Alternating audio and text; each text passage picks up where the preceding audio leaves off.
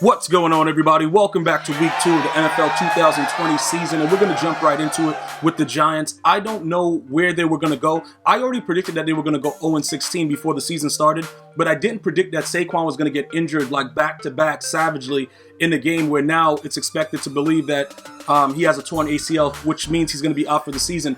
Obviously, that really hinders his progress of becoming what most of us thought he would become. Depending on how he comes off the injury, yes, he's very young, but the knee for that position is very, very difficult. We all know that. Nothing but blessings for him and his family to see what happens with him coming back. But the Giants were going to be terrible regardless this year, just because Daniel Jones is not, he's not the dude like we thought he was, but bro, the dude right there, I don't know what he's doing.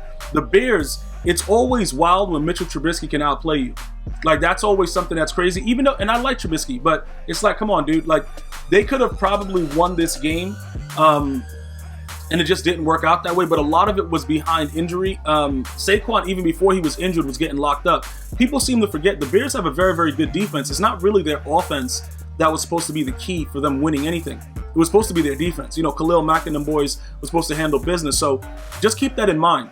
As we jump into the Falcons and the Cowboys, this game was very, very exciting to me. Number one, because the Falcons are still thinking about that Super Bowl when they were up 28-3, and they were like, yo, let's redo it, but make it during the regular season. Let's just go. Dan Quinn should have been fired after the Super Bowl, but guess what? Some people like pain.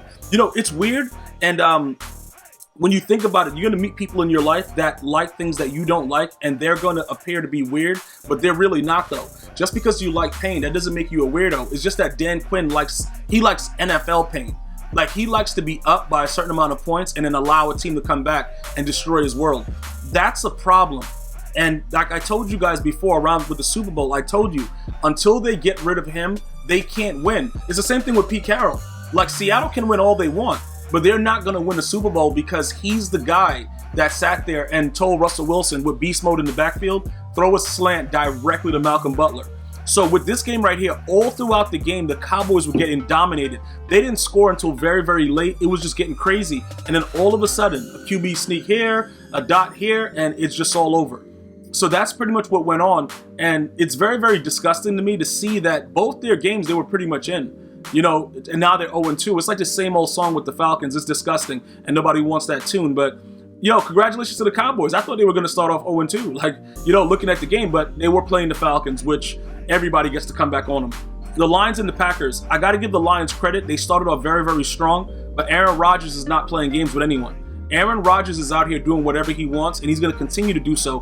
And it just looks like he's rejuvenated. Maybe that was part of what they were trying to do by, drafting that QB. Because drafting Jordan Love, that's a major factor. This dude has been playing out of his mind.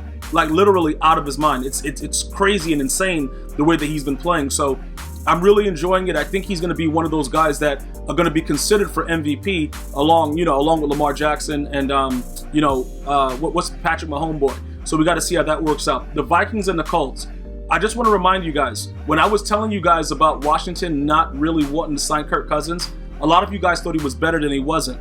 I told you, there's a reason why people would franchise tag you twice and all this kind of stuff and try to see what it's about. They don't believe in you. And I told you guys that, and you guys give me excuses, he just didn't have a good system, nobody believed in him. The Vikings believed in him, they gave him guaranteed money and a guaranteed contract, and he still sucks. So it is what it is. The Colts went out there, dominated him. It is what it is. I didn't expect them to lose to the Colts, but, it is what it is. We have to continue to watch and see what's going on with that situation because they're going to have to make a decision on Kirk Cousins. Bills and Dolphins, I got to tell you this. A lot of people, when I talk about Josh Allen, you guys laugh at me. You're like, yo, the dude was playing Madden in the playoffs last year. He was running to one side, throwing the ball across his body, doing weird stuff. But he's special. And I don't really care what people think. When I tell you that I feel by visually looking, with some of his decision making is off, but he's still relatively young. He's growing.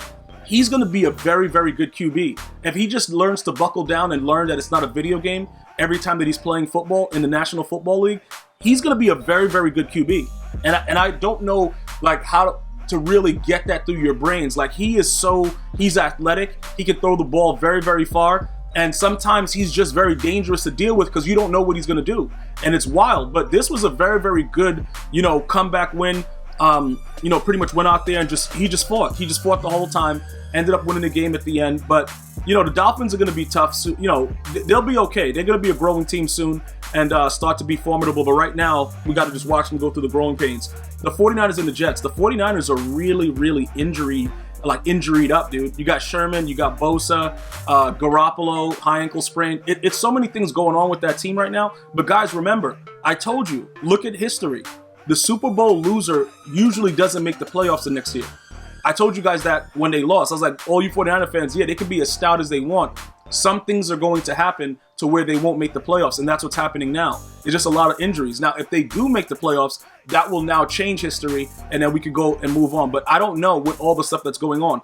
Plus, Jimmy Garoppolo is not that good. I don't really care if he has a high ankle sprain. He sucks anyway, so it doesn't really matter if he's there or not. So regardless of that situation, we'll see what happens with the 49ers. But obviously, they were supposed to beat the Jets. Everybody beats the Jets. You that's listening to this podcast right now, you can beat the Jets. They suck, but that's not what this is about. What this is about is the 49ers being completely injury prone, and they're going to have to fix that situation. The Rams and the Eagles. The Eagles are looking really, really disgusting, but Higbee, I got to give that dude a shout out, bro. He was going wild. That dude was always around the end zone just doing whatever he wanted, and I got to give him a lot of credit for what he did there. It was very, very good stuff. The Rams are playing a lot better than I thought they would to kick off the year. The Eagles are playing a lot worse than I thought they would to kick off the year. So it's like a crazy, I don't know what's going on, but the Eagles might have to take a look at their backup quarterback and start to make some moves and just decide what they want to do with that. Because Carson Wentz, dude, it's a lot of things that he was doing that I was just like, we're going to have to make that move real quick. You know what I'm saying? We're going to have to do something about him very sooner than later. The dude sucks, but that's not what this is about. Let's go ahead and jump to the Broncos and the Steelers. So this is pretty much what's happening. The Steelers were doing whatever they wanted defensively. At some point later in the game, obviously Drew Lock, I believe, he got hurt. But it was a lot of stuff going on defensively that I liked from the Steelers. Juju Smith-Schuster, I got to give him some credit. He's been playing better. Is he that number one guy? I don't know if he's there yet, but he's been making some plays. Now, whatever happened towards the end of the game for them to give it those points, it didn't really matter. The Steelers are going to win this game regardless. But I just want to point out, that defense, if they keep going after, the quarterback and playing like that, this team is going to be very, very dangerous. Now, 2-0 doesn't really mean anything in the NFL. You can easily go for a crazy slide, but they were very, very impressive defensively. And I got to give credit because that's what I like to watch. It's not even about the high score for me. I like to see lockdown defense and see dudes really make plays. And that's what I got from the Steelers. The Broncos, dog, it's a lot of weird things going on with that team. Should he have gone for it? It's a lot of things within it, but the Steelers were just a better team overall. You know what I'm saying? So that's pretty much what I got from that game. Jumping into the Panthers and the Buccaneers, I could go ahead and give Tom Brady a little bit of credit simply because he had 2 touchdowns that were right in his receiver's hands and they dropped it. You know what I'm saying, bro? That's absolutely disgusting, and I don't appreciate that simply because, why are you doing that? You are an NFL player. Why are you not catching the football? What are you doing?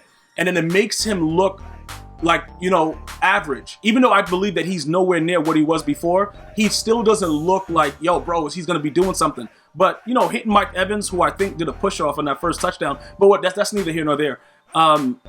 He looked better. He looked better. It's the Panthers. The Panthers have a very, very disgusting defense. They suck. It's not a big deal to beat the Panthers because they're not a good team. Teddy Bridgewater sucks, and the rest of the team, Christian McCaffrey, bro, good luck, dude. But Tom Brady should have had 2 more touchdowns. I just wanted to point that out to make sure everybody understands. He did play better, but his stat line could have been a lot better also if they would have done what they were supposed to do, which did not happen. So that's something that I need you guys to, keep in mind. Going forward, they're going to have to figure out something about, what are we going to do here? This is kind of weird, but we need to know exactly what's going on as far as the growth of Tom Brady. I'm going to keep my eye on it. But, watching the game, those drop touchdowns were a problem. Jaguars and Titans. Listen, you could say whatever you want about Gardner Minshew, but he's a fighter, bro. He's probably not going to make it to be the starter, and they're probably looking for anybody else to replace him. But that dude's a fighter, bro. I can't knock what I saw. You guys can make fun of him. The dude's mustache is mad big. It's all over the place, whatever. He's a fighter, dude. And the Titans were kind of, they weren't, I don't know, dude. I got Tannehill though. Like, bro, listen, man, Derrick Henry, and look, bro, this game should have been dominated, and they didn't really give me what I wanted to see. And yeah, it's about me, not you. So I don't know exactly what I got from it, other than it was like, yo, they were just fine. It was just a high scoring game, and dudes, the Titans ended up winning it at the end. That was it.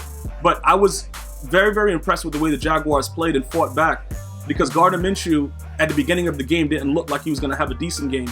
And then ultimately you saw what happened. He was able to come back, start throwing dots.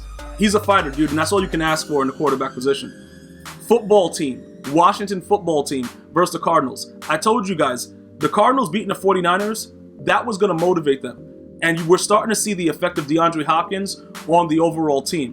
We're starting to see that Kyler Murray in the open field is like Mighty Mouse. You're not going to be able to do anything with him. We're starting to understand a lot of different things. It's really, really interesting to see his growth after a year. But I told you, listen, when I watched him play last year, we all saw that his team was just trash, and he just needed a little bit around him to, to start to do things. And we're seeing it now. We're absolutely seeing it. So, as we continue to progress, we'll continue to see more from him. But I think everybody expected the Cardinals to beat the Washington football team. So, it is what it is. It wasn't that really big. It wasn't that big of a deal. The Ravens and the Texans. We all expected the Ravens to dominate the Texans. Speaking of the Texans, who got rid of DeAndre Hopkins, Deshaun Watson is going to have a very, very difficult time. I told you guys this once it was announced with the trade. You can't take a star receiver away from a young quarterback and then give him Brandon Cooks. The dude has a concussion by just looking at himself in the mirror. You can't do that. And then he has other guys that just can't catch the ball. It's going to be a very, very difficult time for him as he evolves. Bill O'Brien, again, I don't know what's going on there, but he's the kind of guy that he's the kind of guy that you just can't give the power to. If you give Bill Belichick, complete autonomy over the whole team and everything like that, he's going to do wild trades, but he's going to do things that benefits the team. I don't know what Bill O'Brien is doing, to be honest. Chiefs and Chargers. This was a crazy comeback win. My homeboy was very, very clutch, but Butker, he's the kicker that we all need. He's the hero that everybody needs, dude. He's just kicking 58-yard field goals yo, what's good? Everybody good here? He's the best kicker in the league by far. And it's not a debate. There's no debate about this. He just did whatever he wanted, and that was a very, very huge thing, just looking at that situation. And I was very, very excited for him to just, to see that happen. So with all of that being said, it was a very, very good situation for everybody involved. And, it worked out for the Chiefs in the end. I thought they were going to lose low-key throughout the entire game. It was a tough one. Patriots and the Seahawks. This game had me at the edge of my seat. Russell Wilson is out of control. Did he throw 5 touchdowns? Bro, dude threw 5 touchdowns. He's out of control. But Cam Newton could have easily won this if he just stayed. Bro, look how when they designed to run, the QB power, if Cam Newton was a little bit younger, he would have took that wide and got outside, and I believe he would have scored. It looked like he just ran in, he did the front flip and all that stuff. I don't know why he just did it like that, because obviously they're going to run blitz. You come out in a formation like that, you got to take that wide, and he didn't. I don't know what it is. I think he has to get used to the new environment. Guys, I was very, very disappointed overall with how that play ended, because it didn't make any sense that he was doing that, and I was just very, very disgusted with it, to be honest. So that's where I stood with it. I really thought if he takes that out wide to the left, and in the way that he's playing with these players that everybody said was trash, Edelman balled out. He's really looking good, and I'm happy for that Patriot team, because I think people are starting to believe that Bill Belichick is the reason behind all the Super Bowls with what's going on right now. Even though Cam was an MVP, people thought of him as being washed, and he's playing very, very well right now. Very, very excited for Week 3 after Monday Night Football. Let me know what you're thinking. See you guys and girls next time. One love, y'all.